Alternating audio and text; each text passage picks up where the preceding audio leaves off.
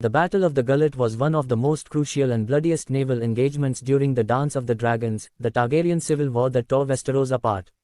It was a pivotal moment in the war between Queen Rhaenyra Targaryen's supporters, the Blacks, and King Aegon II Targaryen's supporters, the Greens. The Battle of the Gullet. The waters of the Gullet, the narrow sea passage that led to Blackwater Bay in the heart of Westeros, churned with the sails of war. The Triarchy, a coalition of Myr, Lys, and Tyrosh, had allied with the Greens, sending a massive fleet to intercept and destroy the Valyrian fleet of House Valyrian, Rhaenyra's strongest naval ally. Their goal was clear: prevent reinforcements from reaching Dragonstone and sever Rhaenyra's control of the sea. At the center of the storm was Prince Jacaerys Velaryon, Rhaenyra's eldest son and heir.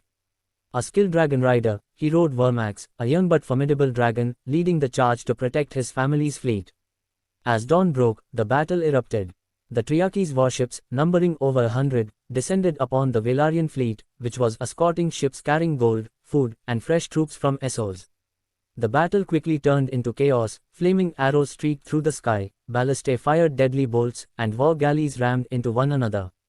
Despite being outnumbered, the Valyrian fleet, led by Admiral Corlys Velaryon, the Sea Snake, fought fiercely. His flagship, Sea Fury, cut through the enemy ranks, while smaller, faster Valyrian ships used their maneuverability to outflank the lumbering Triarchy vessels. The dragons entered the fray. Prince Jacaerys, seeing his fleet struggling, unleashed his dragon.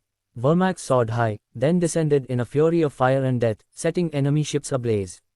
Other dragon riders followed, Adam Velaryon on Seasmoke and Ulf White on Silverwing, their dragons turning the sea into an inferno. But the Triarchy had prepared for dragons. Ballistae hidden on their warships loosed massive scorpion bolts, one of which struck Vermax in the wing. The young dragon roared in pain, spiraling down toward the water. Jacaerys fought to control his beast, but another volley struck the dragon's chest, and they plunged into the sea together. Witnesses claimed that Jacaerys tried to swim, his dragon thrashing beside him, but enemy archers rained arrows down, and the prince vanished beneath the waves, never to be seen again. Aftermath and consequences. Despite the loss of Jacaerys, the dragons had done enough damage. With half the Triarchy fleet destroyed or burning, their forces withdrew, unable to break the Valyrian line. The battle was a costly victory for the Blacks. They retained control of the Gullet, securing supply lines for Rhaenyra, but at the heartbreaking cost of her eldest son. News of Jacaerys' death devastated Rhaenyra. Some say it hardened her resolve, others whisper it planted the seeds of her downfall. Meanwhile, the Triarchy never fully recovered from the losses, and the Greens had lost their best hope at severing Rhaenyra's sea power.